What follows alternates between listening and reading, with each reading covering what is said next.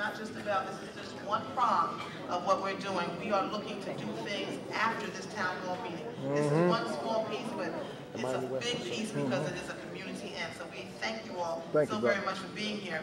Now, I will tell you that along with many of the gang-related or some of the negative activities, now we're not, I've heard some people say something about us airing dirty laundry. We're family. We're not airing any dirty laundry. What we're doing is taking care of our business. That's right. Absolutely.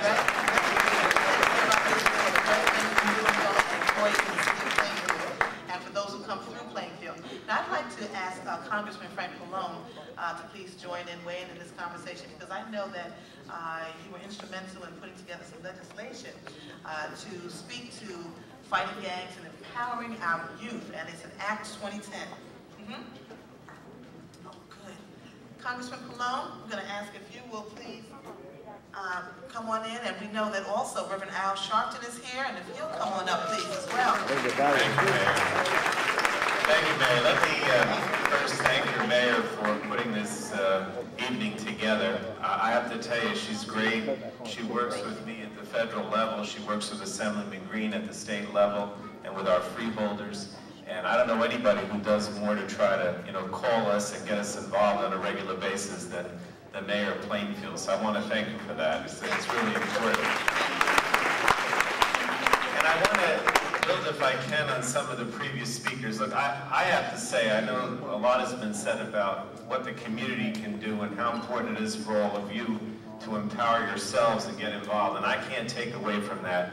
Any effort to fight crime, to fight gangs, has to be done at the community level, person by person, family by family. And I certainly agree with that message. But I also agree with the message that's been put out by some of the earlier speakers about how it is important for the government to get involved. And whether that's the federal level, which I represent, or the state or the county. I don't think it's a coincidence that a lot of the criminal activity and the shootings that you've been concerned about occurred in a time when we're in a recession and when there's not that many jobs out there and when people's income is not what it should be. There's definitely a relationship between a lack of jobs and increase in criminal activity. There's no question about that. And the federal government has to do more to create jobs, to get this economy going again, to make it so that people have income. Because if you're idle, and unfortunately, for a lot of people, particularly kids, the alternative of gangs is there. Now, I wanted to talk a little bit about what I'm trying to do on the federal level with regard to what I call gang prevention and youth empowerment. Myself and Congressman, and the Senator, I should say, Senator Menendez, have introduced legislation called the Fighting Gangs and Empowering Youth Act. And we had a meeting with some of the county prosecutors about a month ago in New Brunswick, where we talked about trying to get support for this because we think it's important. And it's not just important in Plainfield. When I go around my district, I want to tell you, it doesn't matter whether you're in Plainfield or you're in, more affluent towns, if that's the way to put it.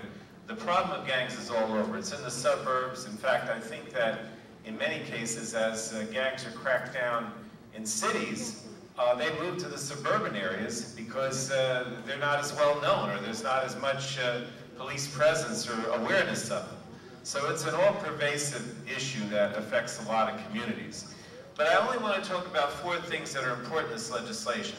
First of all, I agree with one of the earlier speakers that a lot of the youth centers, whether it's the YMCA or the Boys Club or whatever, they do exist here in your town. But unfortunately, they don't have the resources. And while it's true that you can take advantage of them and go to those places, they need more resources. So one of the things that we're doing in this bill is basically providing young people alternatives to gangs by trying to provide grants from the federal government to nonprofit organizations, whether it's the Boys Club or it's the Y or it's your schools, to set up programs or places that kids have to go so that they don't join the gang. Now the second part of this is what I would call recidivism. Mention has been made about the prisons, and the number of prison population continues to increase. But part of the problem is that when you're in prison, we have cut back on the education programs and the initiatives that make it so that when you get back out, you can get a job, or you can be reunited with your family, So some of the things that we have to do that are in this legislation that we're proposing is basically make it possible for people when they go to prison to continue to have contact with their families so that they don't lose that contact when they get out. To eliminate the caps on education programs. You know, some people think you're just supposed to go to prison and throw away the key. Well, that doesn't work. You got to have education programs. You got to prepare some people when they come out. And that when they do come out, rather than get involved in a gang again or get involved in criminal activity again, they can go back to their family, they can find a job, and we get rid of the negative aspect about, you know, that exists right now for, you know, a lot of people think that they shouldn't hire people who are an ex-prisoner because somehow that's a bad thing to do. Well, I hate to tell you, I'm 58 years old, and I remember when I was a kid, there was a lot, it was the opposite. People were willing to hire people who had a criminal record. They thought that it was a good thing because once they came out, they wanted to make sure that they were integrated again into the community. It's an attitudinal change, but it's also necessary for us at the federal level to change the laws, make sure we have the education programs, that families can continue to be together, visit somebody in prison, and that when they get out, there's a way for them to find a job. Now, the third thing is that we need also to have a better police enforcement. One of the biggest concerns I have right now, and I got to be honest with you, I'm sure the mayor is aware of it, is that when you look at, you know, some of the lack of funds on a state level, that, you know, towns are going to have to lay off police. So one of the things that we're doing in this is we're going to try to get federal dollars so that we can bring money back to the cities so that they don't have to lay off police. We should be increasing the number of police, not reducing them. Because if you don't have a police presence, then really if you have to cut back on your police department 10 or 20%, or I don't know what's anticipated, it's just going to be that much more difficult to fight crime. So that's another important part of this bill. And the last thing someone also mentioned, one of the earlier speakers mentioned that we have to know what the problem is. And so we also have an element in this legislation that basically provides for more data collection, more coordination between police forces, so we can understand what's going on. And, you know, a lot of criminal activity, I know, you know, it's been said, you know, a lot of times these are people you know, but a lot of times, frankly, there are people that come from outside, and the guns that come from outside, and the other things that, you know, infiltrate the community from outside. We need better coordination, we need better data, and there's funding in this legislation to do that. So I only ask you that we're trying to make some changes at the federal level and federal law that'll make a difference. I certainly agree with everyone who said tonight that, you know, the response to all this has to come from all you, but you also need some federal help. You certainly need some more resources, and that's what we're trying to do. Thank you, Mayor. Thank you so much, Congressman Malone. Everybody here from the city of Plainfield, you know that Congressman Malone is no stranger to Plainfield. He comes here and he supports us wholeheartedly. We thank him so very, very much. Again, thank you everybody for being here. Mr. Byrd, is this wonderful? It is fantastic. And brothers and sisters, we are about to embark on a very special moment. I indicated to you a bit earlier that we had a special guest who was going to be here. Some of you who are regular readers of Newsweek magazine are seeing his face grace the cover of Newsweek.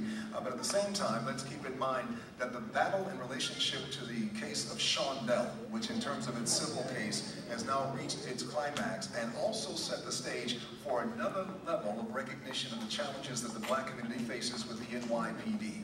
This brother has been on the front line, if you will, long enough to remember the Reverend Dr. Martin Luther King, the Reverend Adam Clayton Powell, and he walks proudly in their footsteps. Can we put our hands together and welcome my brother, the Reverend Adam Shaw.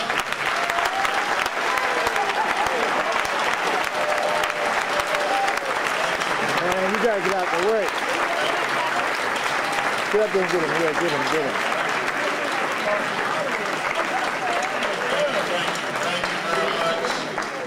Thank you to the mayor. Hello, Reverend. And to all of the officials and the members of the panel, to Imhotep Gary Byrd, and to all of our brothers and sisters in Plainfield and in the WBLS, WLIB family, of which I'm a part, and to our mentor and teacher and instructor, Sister Ann Tripp, who teaches us everything we know. I'm glad to be here. I wanted to be here, and obviously we're running around a lot of political stuff going on in the Congress. But I thought that when I heard what WBLS was doing with the mayor, it is important that we understand this is not a Plainfield problem.